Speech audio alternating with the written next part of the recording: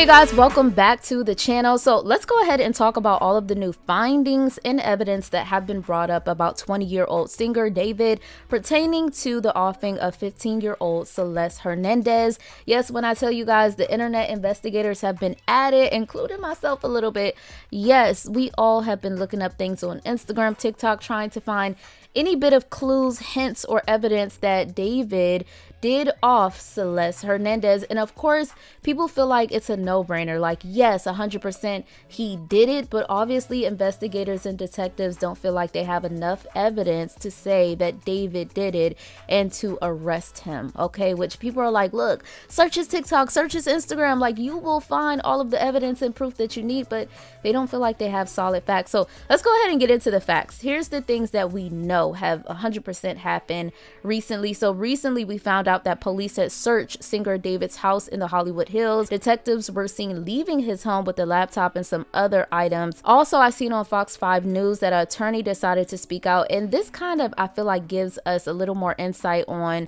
the way that detectives and investigators are thinking about this situation as well, especially since they feel like they don't have solid evidence that David did anything to Celeste or that he's guilty. This defense attorney says that even though the court of public opinion thinks that he is guilty, it will be pretty hard to prove it because he was on tour. And this defense attorney basically is saying that she could have had access to his car and someone that she knew could have harmed her and put her in his car. Okay, so like I said, I do think that this is kind of some insight on the way that detectives and investigators are thinking about the situation, because they're like, well, if it's not him, you know, if we don't get solid proof that it's him, it definitely could have been somebody else. Okay, now let's go ahead and get into some other things that I and other people have been discovering on social media. I also want to go ahead and get into a little bit of who David is. Now, I do understand that this is not so much about singer David, okay? Like, obviously, his downfall has already happened. This is about Celeste Hernedez, and this is about people trying to get to the bottom of what happened. Justice for Celeste Hernedez. And there's so many people who say, don't go down that rabbit hole. Let investigators and detectives do their work and do what they have to do. But there's a beauty in people really trying to get to the bottom of what happened to her, because it shows the heart of people and how they want justice and they really want her soul to be able to peacefully rest. So like I said, I do think that it's a beautiful thing. In no way anything that I'm saying in this video, because I know there's going to be somebody trying to flip and twist the narratives and my words around. I'm not saying that anything that I'm saying about David or the insight that we're getting into or that we have found about him is an excuse for what he may have allegedly did to Celeste Hernedez. This is just some insight to create awareness for not only people in general to check out for your mental health, right? But also for your kids, because, you know, and your family members, because somebody knew something. Let's be honest. Somebody knew something and didn't say anything. Okay, so let's go ahead and get into it. David, in a lot of his interviews that I've seen, he talked about growing up in a very religious household, a strict Christian household.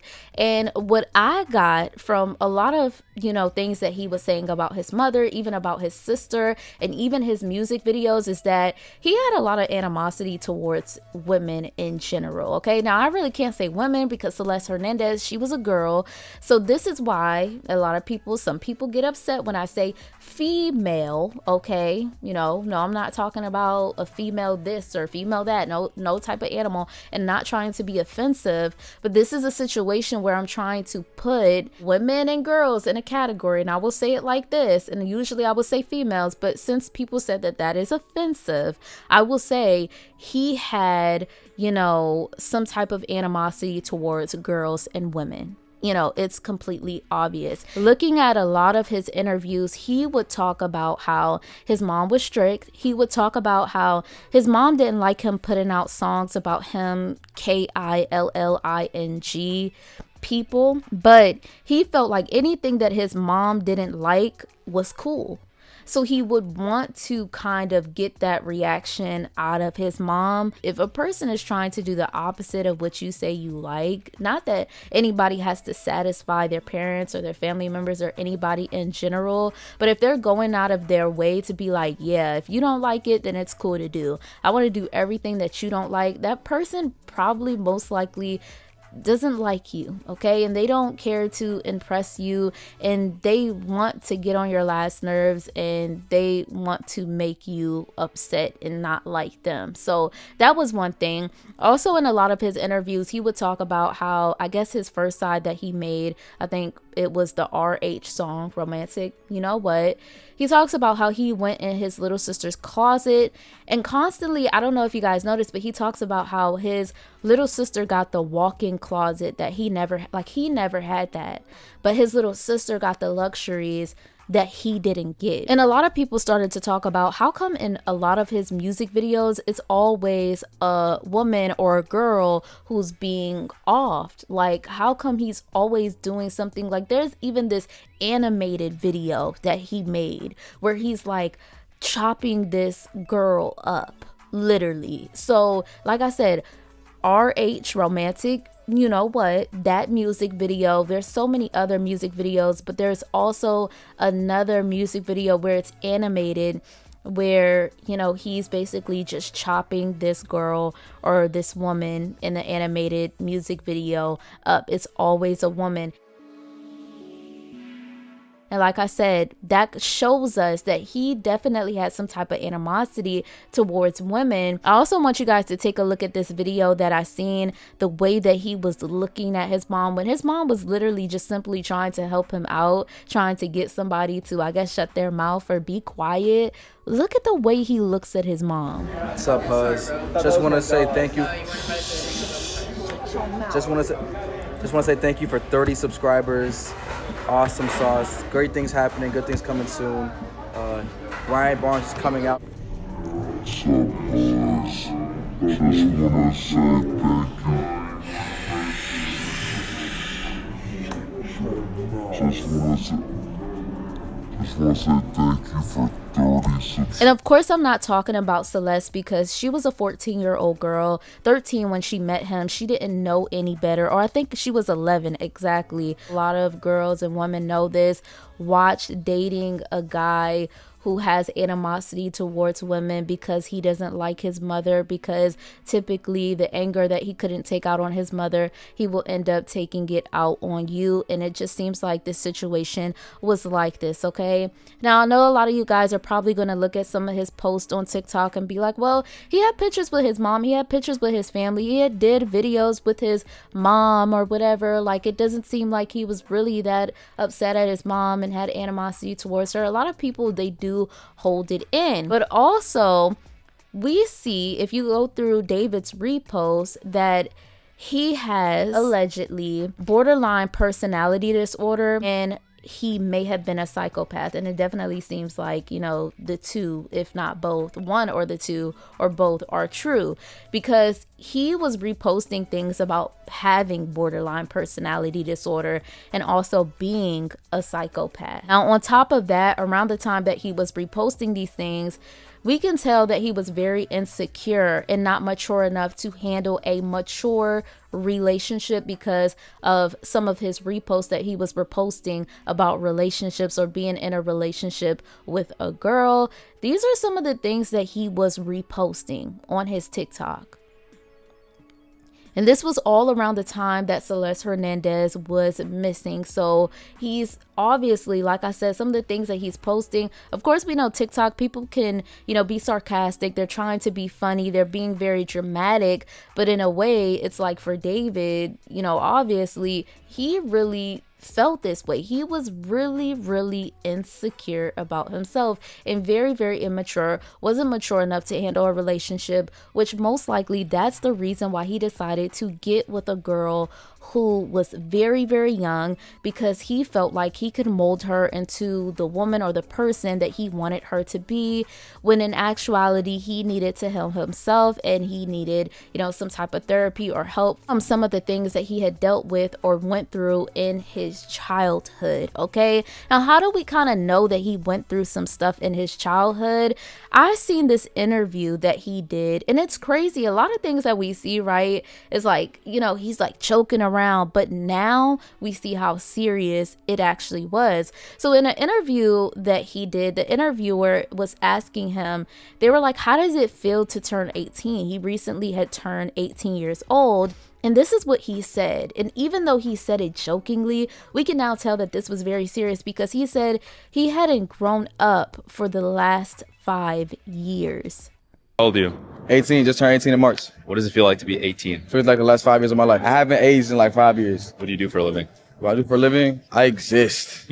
So we're talking about somebody who turned 18 years old. He's talking about he hadn't grown up in the last 5 years, which I can interpret that as him saying that mentally, he's not 18 years old. He feels like he's 13 years old, which tells us why he felt like it was okay, or he felt comfortable talking to a young girl, because he felt like mentally he was around her age. Now, a lot of the times when people are traumatized at a very young age, sometimes it stunts their growth mentally, and they don't grow mentally beyond that age where they were traumatized. So the question is, what happened to him at 13 years old? Now, I know there's some people who are going to be like, he offed a 14-year-old girl. Who cares what happened to him? But like I said, this is just bringing awareness so we can prevent situations like this. If you don't have the logic to understand that, if you don't have the brain capacity to understand that we're trying to prevent things, then that's completely understandable. You would probably think that we're trying to reason with a person who did something like this, but we're trying to prevent things like this from happening again. Okay, so with him saying it was just a telltale sign and a big red flag for him to say that he hasn't grown up in the last 5 years, which means that he really felt like he was a 13-year-old boy.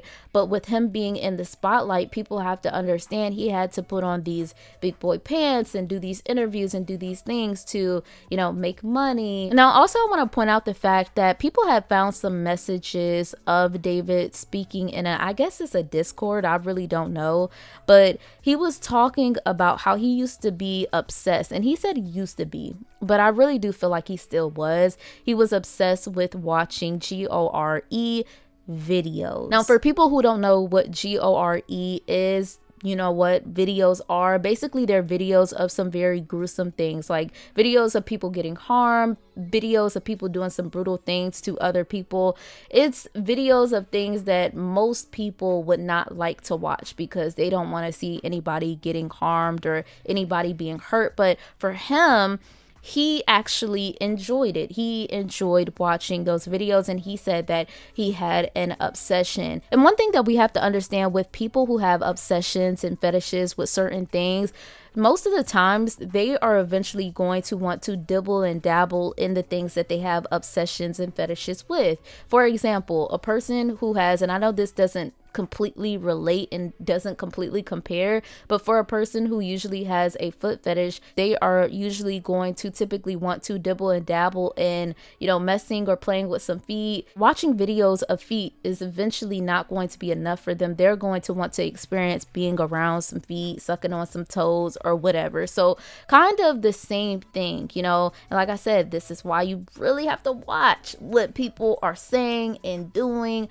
around you, because sometimes things do be a little off. But for him to say something like this in this Discord, I think was a big red flag, and it was definitely a big telltale sign that something was off, and he had this obsession with DEATH that wasn't the greatest. Now, do I blame the public and a lot of people for not really understanding the severity of what David was dealing with? Obviously, his mental health wasn't all the way there. He was reposting things about having borderline personality disorder, about being a psychopath.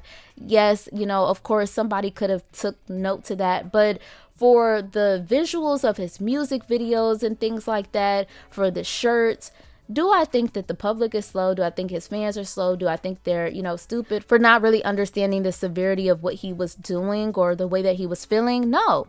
Honestly, I don't. I had to look back at things, and we have to think about the fact that it's normal in celebrity culture for them to express themselves in different ways, but nobody takes it literal. Nobody thinks that some of these celebrities are literally going to harm other people or do certain things to people just because they are expressing themselves in certain ways. A lot of celebrities express themselves creatively, in these music videos, but we don't actually think that they're going to do some of the things that they're doing in the music videos, right?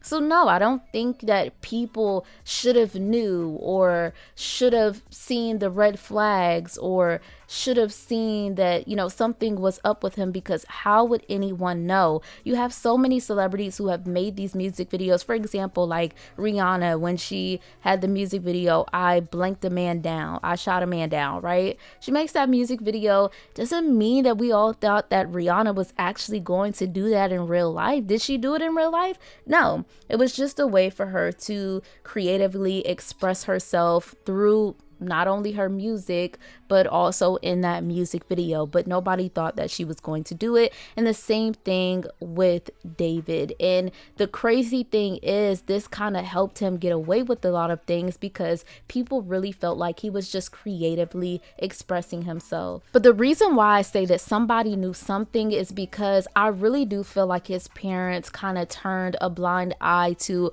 whatever he had going on. Like, because he was reposting things about having borderline personality disorder, I really absolutely think that his mom, his dad, they could have knew. I'm pretty sure they knew that something was off with their son, but they tried to turn a blind eye because maybe, and I really do think that stardom, the fame, played a big part in it, because sometimes parents will absolutely turn a blind eye to whatever their child is doing if they have a certain gift or talent, or their child is making them a certain amount of money. It's just like, okay, put all of these things to, like, who cares about what you have going on?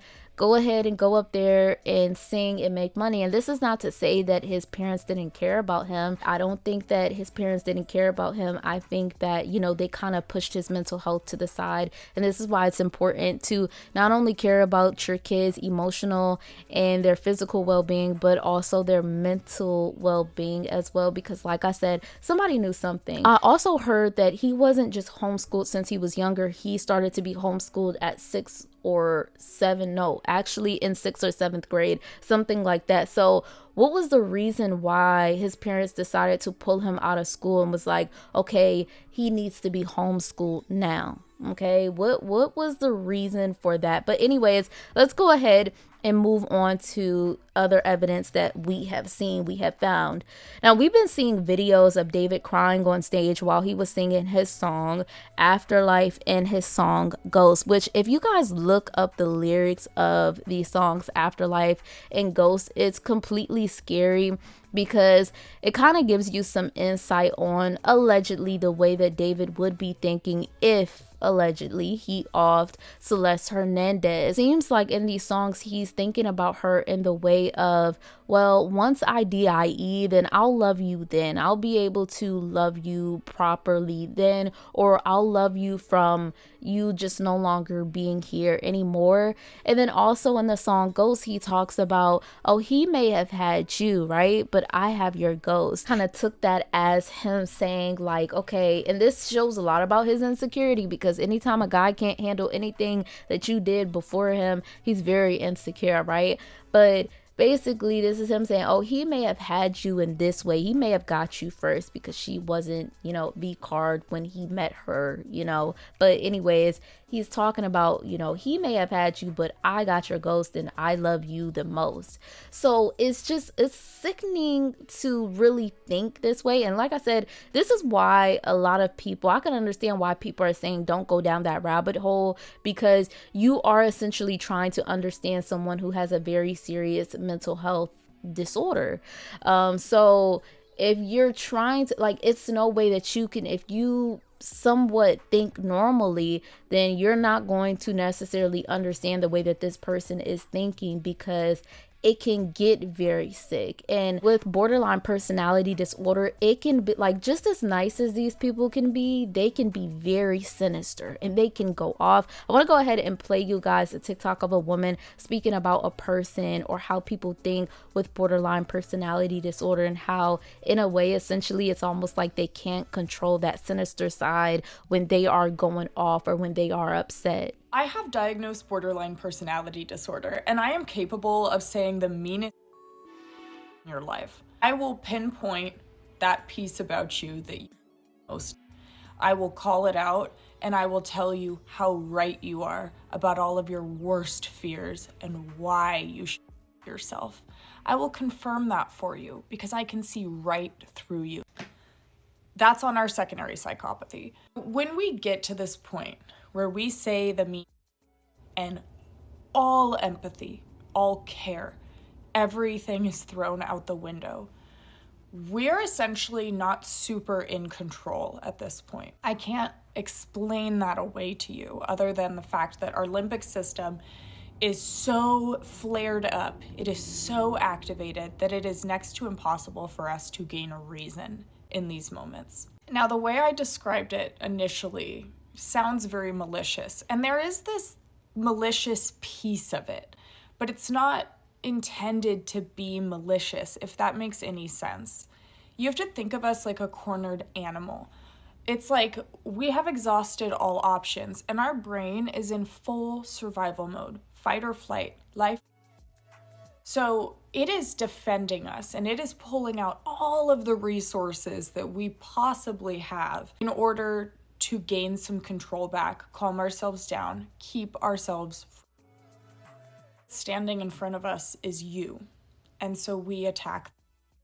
In these moments, when we pick out these pieces of you, because we know you, because we see people truly for who they are, the good, the bad. And in some moments, we want every single piece of it. And in other moments, you are tarnished and tainted. And it is so hard because our brain has exhausted all of those resources, all of those other routes to get out of this situation. And we feel as if we're left with one option, which is to fight back. Now, these moments can escalate, but oftentimes they are just very verbal. And it can be over really small stuff, or it can be over stuff that seems really important as well. But it's usually when we get to the end of our rope. And once we hit that point, that is a point of no return. There's no coming back from that until it is over. We have to run through that cycle. Now, we can think a phenomena called splitting for this, but we can also think amygdala hijacking. A little bit of a combination of both. It's definitely a circumstantial behavior brought on by stress, and it is one that we can learn to control. Really, it's more about prevention than anything else. We really don't have a whole lot of tools to stop. Our brain is actually not structured to be able to stop us once we start that kind of forward inertia of emotion. One thing you'll also hear us say is that wasn't me. That's not us. That's not who I am. I didn't mean those things. I didn't say them. And it's like, it sure seemed like you meant them, and you said some pretty truthful stuff, and that's living inside of you. And obviously you feel that way. Now, that might be true for somebody who has a normal functioning brain. But for us, we are a dichotomy, remember? So it is both true and untrue to us at the same time, and I know that that is really hard to wrap your mind around. But this was one of the first things I noticed about myself with borderline, was that I could say some of the meanest stuff ever. I can read someone to filth and rip them down in a way that I have not seen a whole lot of other people be able to do so. I don't mean that. And I don't hold any of these sentiments when I am not that way. There are two perspectives held. In that moment, I'm so angry. I want to hurt you. After the fact, I love you. And we know that I love you. So why can't we get over it? It's really a very hard brain function to explain. It's like, because we feel that way, we just emote and we pour it all out. After the big, massive storm, we will also want to move on. sometimes 2 hours, maybe even 20 minutes later. And you're left sitting there like, happened. And then your borderline starts getting irritated that you're not moving on. This is something that I have experienced over and over. We truly don't understand why we can't just pick up and move on. We typically grew up in an environment where people spoke to us like that, or we did not have space to emote, so we're taking it now. And we think that that is normal, to express every feeling the way that it comes into your mind. It's so not normal.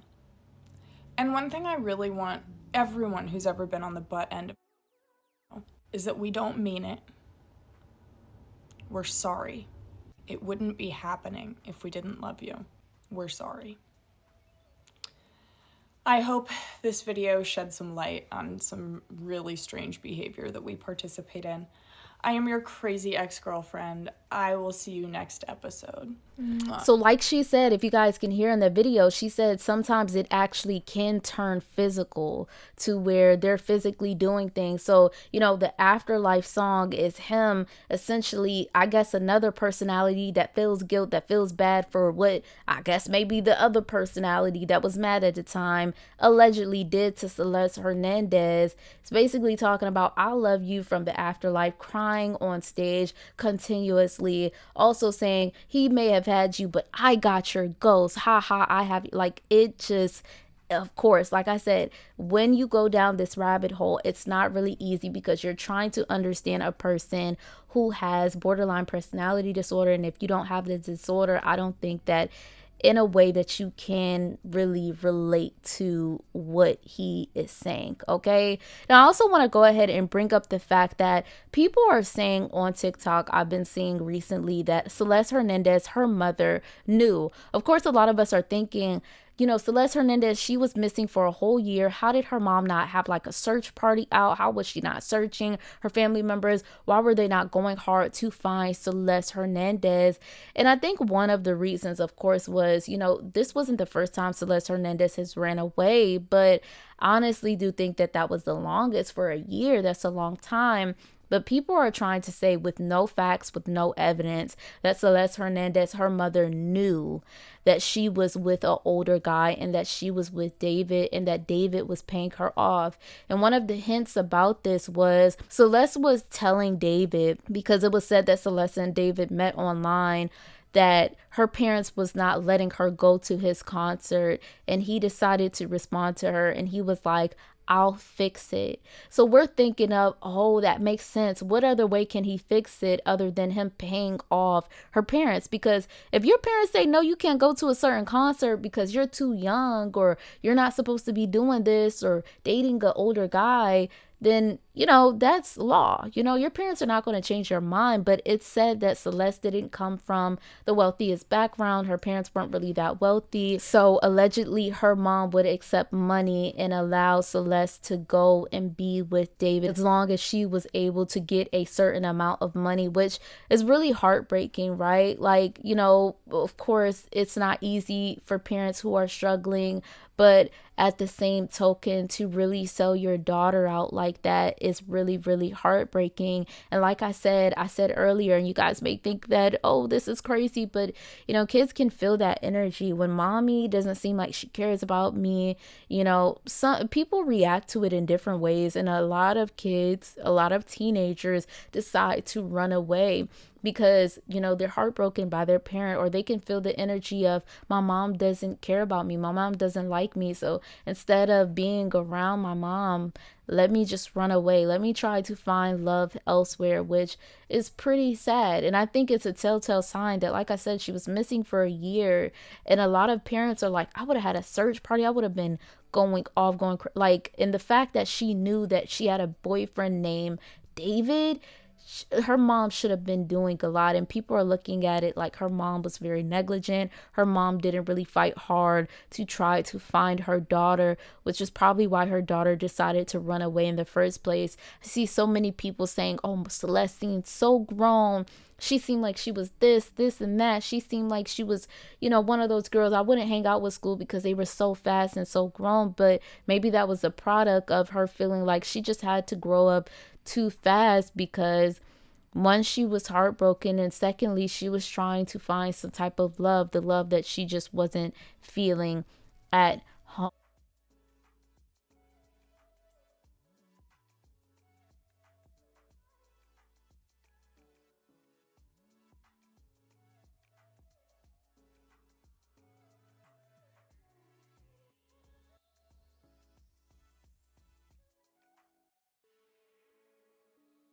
Is actually her right there.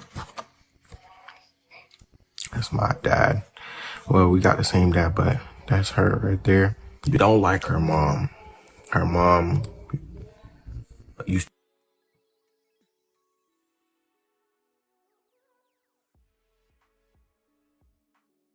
And the bottom line of this video, like I said, y'all, it's a lot of evidence on Instagram. There's a lot of things. There's a lot of clues on Instagram, on TikTok, on social media. But the bottom line is we have to wait until investigators and detectives, police say that, yes, he needs to be arrested because we have found solid proof that he is responsible for the offing of 15-year-old Celeste Hernedez.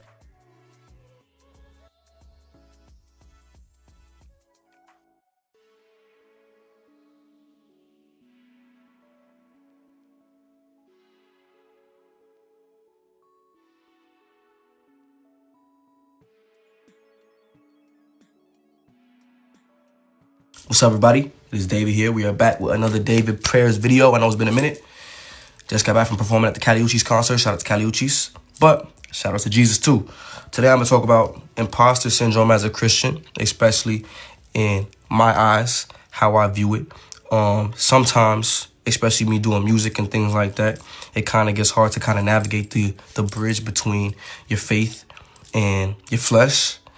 And honestly, just being completely transparent, it gets a little shaky on the walk because there's so many different things going on, and we kind of can't get wrapped up in the ebbs and flows of everyday life, and we got to keep on depending on Jesus, especially in like now. Like, the world is crazy. Like, the world crazy. But I just want to say, do not lose hope. Do not lose your faith. We arrive on this earth with nothing.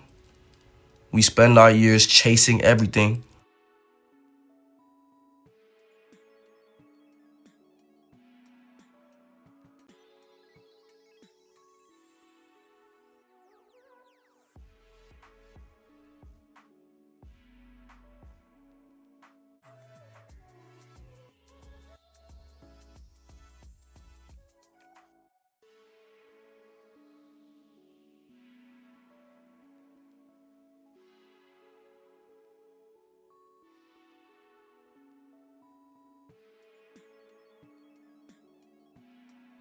We really hope that there begins to be justice for Celeste Hernedez. Y'all let me know what y'all think about this in the comment section. Once again, thank you so much for watching Room for Tea. Make sure you like, comment, and subscribe to my channel. See you guys in my next video. Have a blessed rest of your night. Where do you see yourself in the next 5 years? Okay, so the plan is hopefully this music thing takes off crazy next year. Hopefully it's like even crazier next year. And then I go on crazy year after year for the next 3 years. And then on the 4th year, I retire.